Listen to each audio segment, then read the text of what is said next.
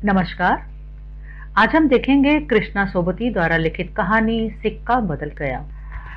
खद्दर की चादर ओढ़े हाथ में माला लिए शाहनी जब दरिया के किनारे पहुंची तो पाँव फट रही थी। दूर दूर आसमान के पर्दे पर लालिमा फैलती जा रही थी। शाहनी ने कपड़े उतारकर एक ओर रखे और श्री राम करती हुई पानी में हो ली। अंजलि भरकर सूर्य देवता को नमस्कार किया, अपनी उनींदी आंखों पर छींटे दिए और पानी से लिपट गई। चनाब का पानी आज भी पहले सा ही सर्द था। लहरें लहरों को चूम रही थी।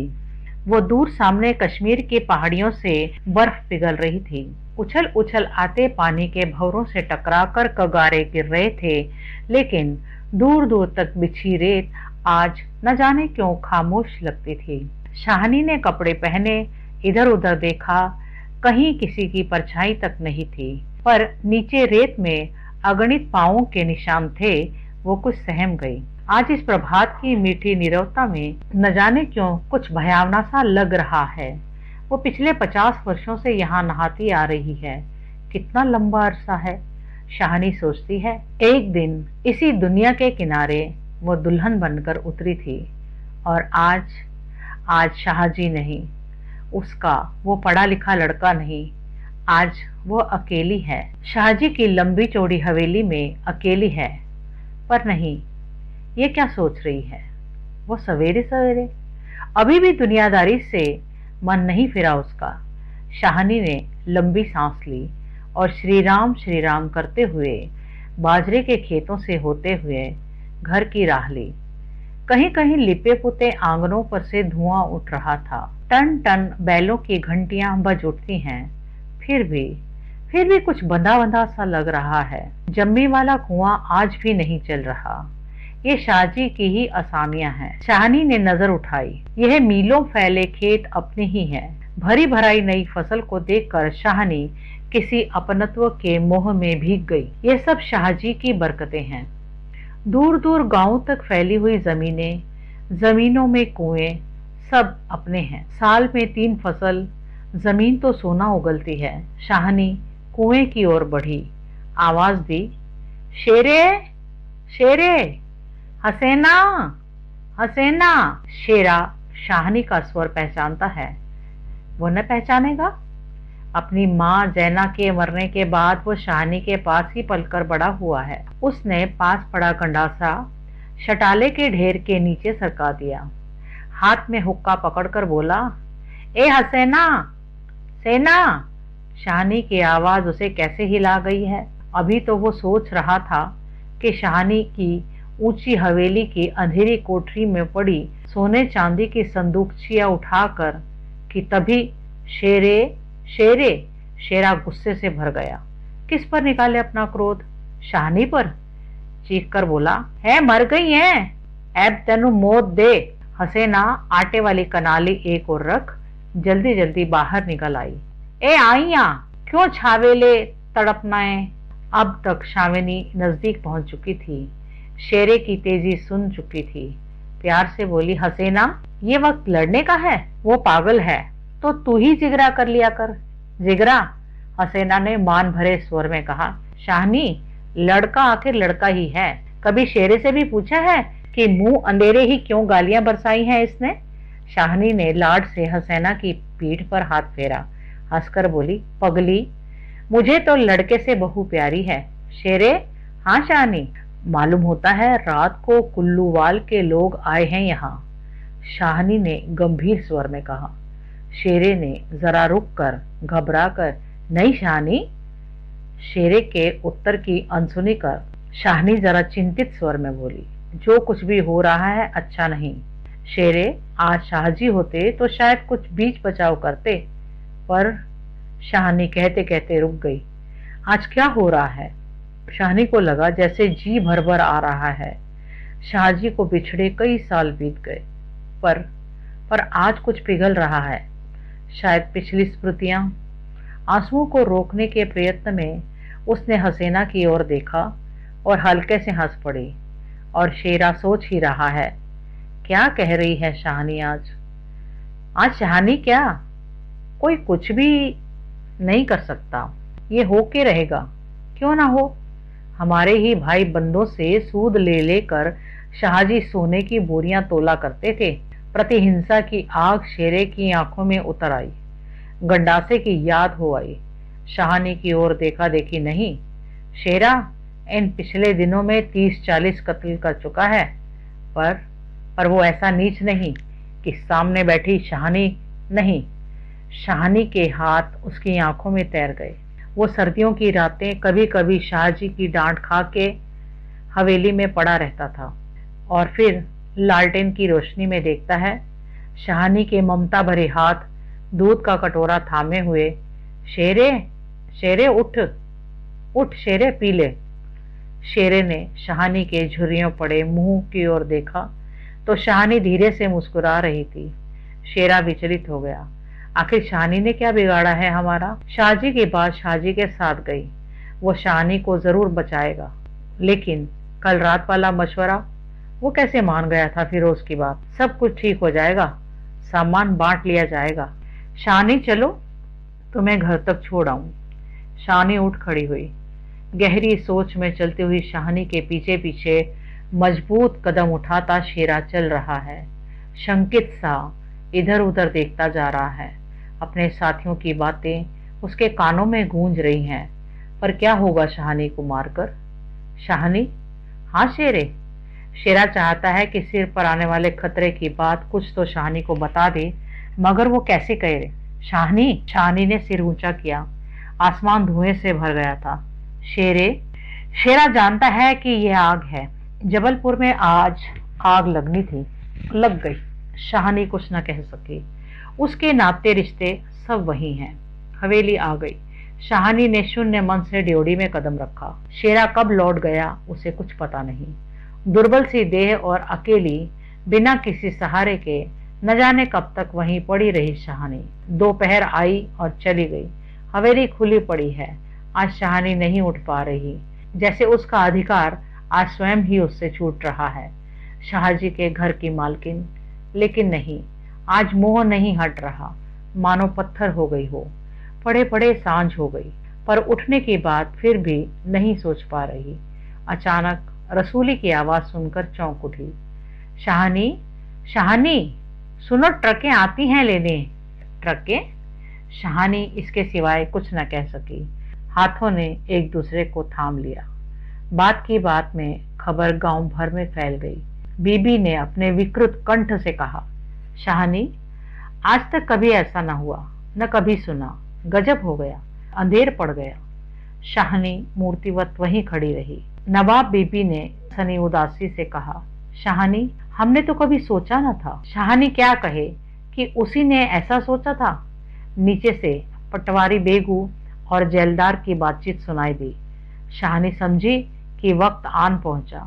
मशीन की तरह नीचे उतरी, पर ड्योढ़ी न लांघ सकी। किसी गहरी, बहुत गहरी आवाज से पूछा, कौन? कौन है वहां? कौन नहीं है आज वहां? सारा गांव है जो उसके इशारे पर नाचता था कभी। उसकी आसामियां हैं जिन्हें उसने अपने नाते रिश्तेदारों से कभी कम नहीं समझा।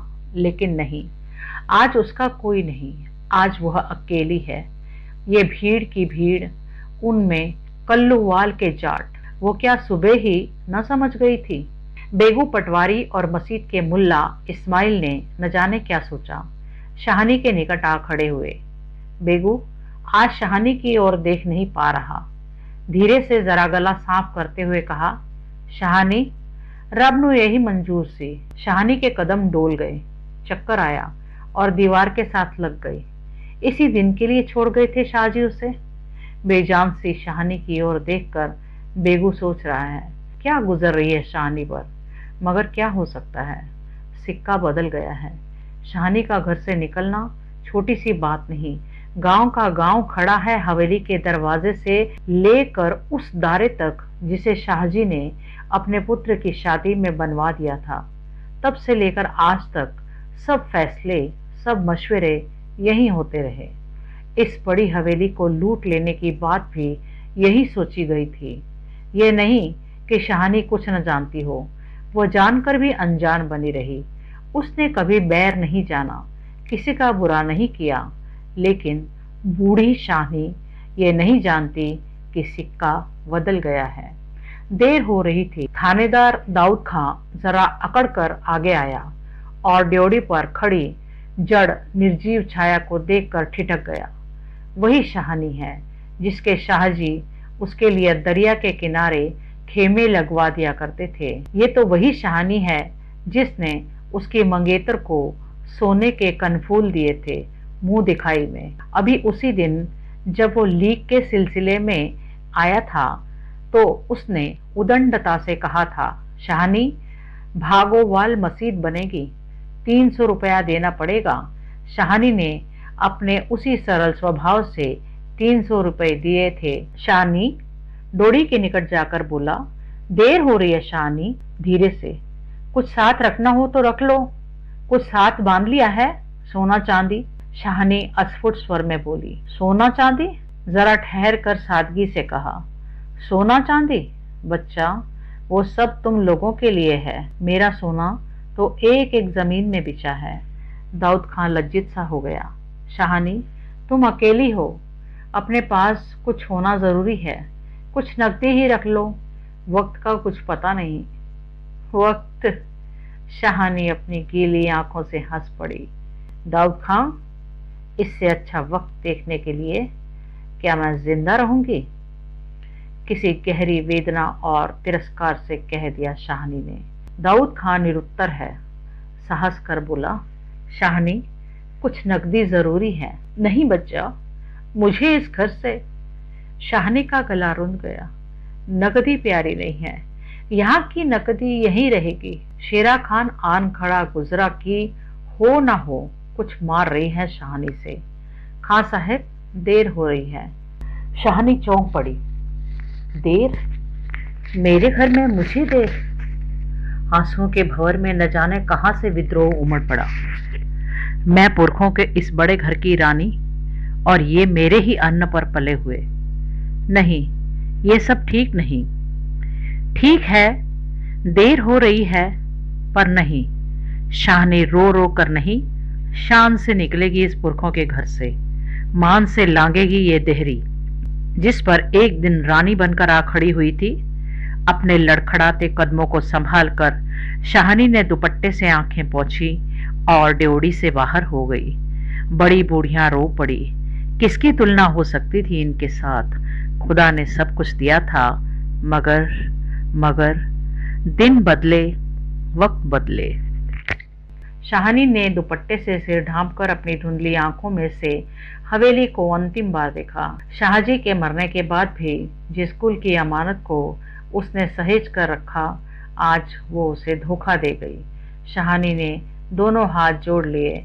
यही अंतिम दर्शन था, यही अंतिम प्रणाम था। शाहनी की आंखें फिर कभी इस ऊंची हवेली को न देख पाएंगी। प्यार ने जोर मारा। सोचा, एक बार घूम फिर कर पूरा घर क्यों ना देख आई मैं। जी छोटा हो रहा है, पर जिनके सामने हमेशा बड़ी बनी रही है, इनके सामने वो छोटी न होगी। इतना ही ठीक है, बस हो चुका। सिर झुकाया। ड्योढ़ी के आगे कुलवधू की आंखों से निकलकर कुछ बूंदें छू पड़ी। शाहनी चल दी। ऊंचा भवन पीछे खड़ा रह गया।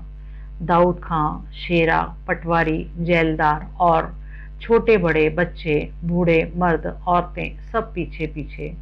ट्रकें अब तक भर चुकी थी। शाहनी अपने को खींच रही थी।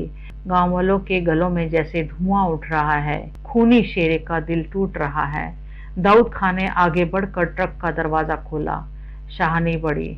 इस्माइल ने आगे बढ़कर भारी आवाज से कहा, शाहनी कुछ कह जाओ, तुम्हारे मुंह से निकली असीम झूठ नहीं हो सकती। और अपने साफे से आंखों का पानी पोंछ लिया। शाहनी ने उठती हुई हिचकी को रोककर रुंधे रुंधे से कहा, रब तुहानु सलामत रखे बच्चा, खुशियां बख्श। वो छोटा सा जन समूह रो दिया। जरा भी दिल में मैल नहीं शाहनी के। और हम शाहनी को नहीं रख सके।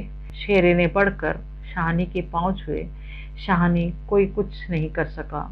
राज भी पलट गया।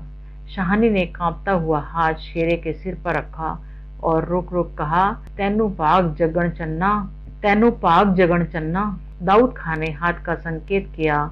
कुछ बड़ी बूढ़ियां शाहनी के गले लगी और ट्रक चल पड़ा। अन्न जल उठ गया। वो हवेली, नई बैठक, ऊंचा चौबारा, बड़ा पसार एक एक करके घूम रहे हैं शाहनी की आंखों में। कुछ पता नहीं ट्रक चल दिया है या वो स्वयं चल रही है। आंखें बरस रही हैं। दाऊद खां विचलित होकर देख रहा है इस बूढ़ी शाहनी को। कहाँ जाएगी अब वो? शाहनी, मन में मैल न लाना। कुछ कर सकते तो उठा न रखते। वक्त ही ऐसा है। राज पलट गया, सिक्का बदल गया। रात को शाहनी जब कैंप में पहुंचकर जमीन पर पड़ी तो लेटे लेटे आहत मन से सोचा, राज पलट गया, सिक्का क्या बदलेगा, वो तो वहीं छोड़ आई। और शाहजी की शाहनी की आंखें और भी गीली हो गई। आसपास के हरे हरे खेतों से घिरे गांव में रात खून बरसा रही थी। शायद राज पलटा भी खा रहा था और सिक्का भी बदल रहा था। कहानी सुनने के लिए बहुत बहुत धन्यवाद। मिलते हैं एक नई कहानी में। तब तक के लिए नमस्कार।